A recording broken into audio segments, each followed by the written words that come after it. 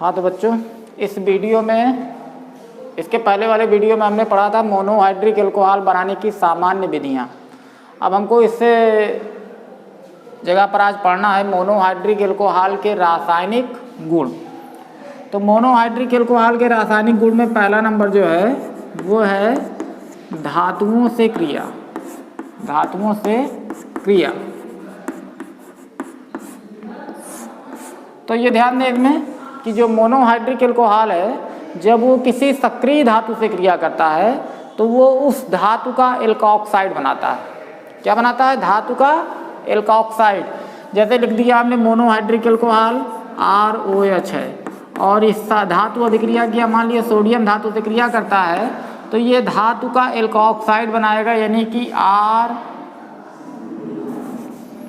धातु का एल्कोऑक्साइड हो गया RONA प्लस हाइड्रोजन गैस निकलेगी RONA। तो इसको हम 2 कर देते हैं, इसको भी 2 कर देते हैं, तो ये हो जाएगा 2RONA प्लस H2, यहाँ से क्या हो जाएगा? निकल जाएगा। तो ये हमारा बना धातु एल्कोऑक्साइड। धातु एल्कोऑक्साइड यानी कहने का मतलब यह है कि अगर कोई भी मोनोहाइड्रिक एल्कोहल है तो जब वो किसी भी धातु से क्रिया करेगी तो धातु का एल्कोऑक्साइड बनेगा। जैसे यहाँ पर एल्कोहल को हमने अगर कर दिया मेथिल एल्कोहल तो CH3OH प्लस Na, यहाँ 2 कर देते हैं, यहाँ 2 कर देते हैं, तो ये बन जाएगा CH3ONA 2 प्लस यहाँ पर हो जाएगा H2, यानी कि ये धातु एल्कोऑक्साइड था तो ये हो गया सोडियम मेथॉक्साइड। तो धातुओं से क्रिया जब भी कोई मोनोहाइड्रिक एल्कोहल करेगा तो वो उसी धातु का एल्कोऑक्साइड बनाएगा। जो धातु होगी उसी धातु का एल्कोऑक्साइड बनाएगा। जैसे एल्कोहल को हमने कर दिया मेथिल एल्कोहल, तो मेथिल एल्कोहल ने जब सोडियम धातु से क्रिया किया तो यहाँ पर क्या बनाया? Sodium methoxide. और ये जो धातु का एल्कोऑक्साइड है, धातु का एल्कोऑक्साइड जो है ये हमारा जल में विलय होता है और जल में विलय एक ये आयनिक यौगिक है। जल में विलय एक आयनिक यौगिक है और जब इसको जल में घोला जाता है तो जल में डालने पर ये अपने आयनों में क्या हो जाता है? टूट जाता है। आयनिक यौगिक की पहचान यही है कि आयनिक यौगिक का मतलब ये ऐसे यौगिक जो जल में डालने पर अपने आयनों में क्या हो जाए? टूट जाए। तो जब इसको हम जल में डालेंगे तो जैसे ये RONA और जल मतलब HOH, तो ये बन जाएगा, ये जुड़ जाएगा, ये हमारा NaOH बन जाएगा ये, और ये ROH यानी कि एल्कोहल फिर से बन जाएगा ROH प्लस NaOH। ठीक है। तो यानी कि जो मोनोहाइड्रिक एल्कोहल है जब वो किसी धातु से क्रिया करेगा तो वो धातु का एल्कोऑक्साइड बनाएगा और जो ये धातु का एल्कोऑक्साइड है ये जल में घुल जाने वाला या जल में विलय एक आयनिक यौगिक है। मतलब जल में डालने पर ये अपने आयनों में क्या हो जाएगा? वियोजित हो जाएगा और जल में डालने पर इसको ये पुनः मोनोहाइड्रिक एल्कोहल का निर्माण करता है। ठीक है। और किसी भी धातु के प्रति जो एल्कोहल की क्रियाशीलता का क्रम है वो इस प्रकार है। धातु के प्रति मेथिल एल्कोहल सबसे ज़्यादा क्रियाशील होगी, उसके बाद प्राइमरी होगी, उसके बाद सेकेंडरी होगी और उसके बाद टर्शियरी एल्कोहल होगी। तो धातुओं के प्रति जो एल्कोहल की क्रियाशीलता का क्रम है वो ये है, मेथिल एल्कोहल, उसके बाद प्राइमरी एल्कोहल, फिर सेकेंडरी एल्कोहल और फिर टर्शियरी एल्कोहल। तो ये हो गई धातुओं से क्रिया। धातुओं से क्रिया के बाद है दूसरा रासायनिक गुण जो है वो है कार्बोक्सिलिक अम्ल से क्रिया। कार्बोक्सिलिक अम्ल से क्रिया।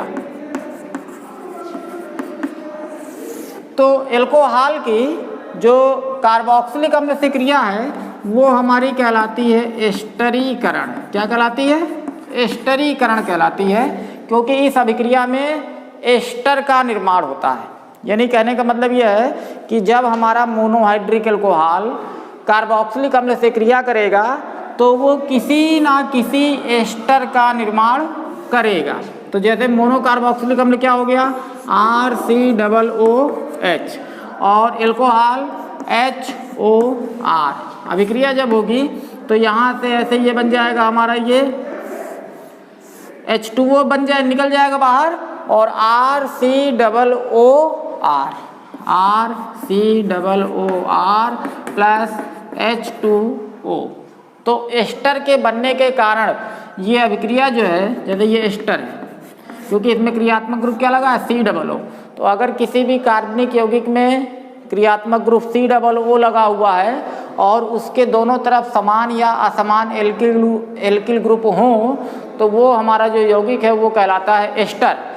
तो एल्कोहल जो है अगर वो कार्बोक्सिलिक अम्ल से क्रिया करेगा, मोनो कार्बोक्सिलिक अम्ल से क्रिया करेगा तो वो किसी ना किसी एस्टर का निर्माण करेगा और एस्टर के बनने के कारण ही इस अभिक्रिया को हम कहते हैं एस्टरीकरण अभिक्रिया। तो जैसे परीक्षा में आता है कि एस्टरीकरण अभिक्रिया पर टिप्पणी लिखिए, तो इसका मतलब यह है कि मोनो कार्बोक्सिलिक अम्ल की एल्कोहल से क्रिया कराने पर एस्टर का निर्माण होता है और एस्टर के बनने के कारण ही इस अभिक्रिया को हम क्या कहते हैं एस्टरीकरण अभिक्रिया कहते हैं। ठीक है।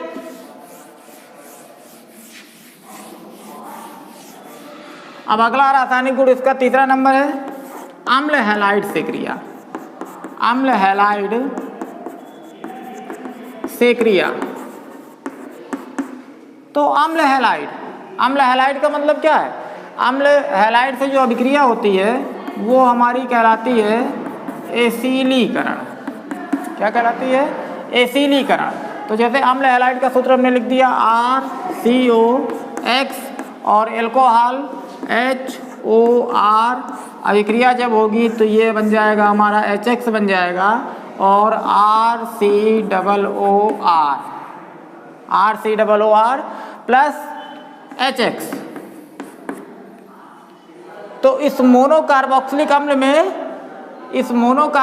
अम्ल का जो एसिटिल ग्रुप है यानी कि RCO, ये एल्कोहल में क्या किया? प्रवेश किया और प्रवेश करने के कारण इस समूह को हम एसिल समूह भी कहते हैं। इस समूह के इसमें प्रवेश करने के कारण इस अभिक्रिया को हम कहते हैं एसिलीकरण। यानी कि अगर अम्ल हैलाइड है तो अगर वो एल्कोहल से क्रिया करेगा तो यहाँ पर भी एस्टर का निर्माण होगा और इस अभिक्रिया को हम कहते हैं एसिलीकरण।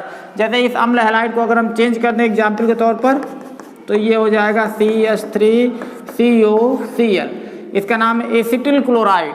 और एल्कोहल को भी चेंज कर दें HO और यहाँ पर कर देते हैं CH3, तो ये मेथिल एल्कोहल हो गया।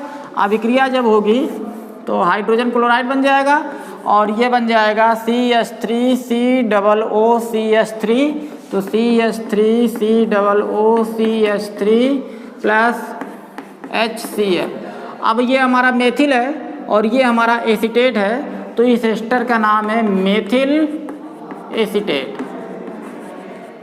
एसीटेट और ये अभिक्रिया हमारी क्या कहलाएगी? एसिलीकरण। ठीक है।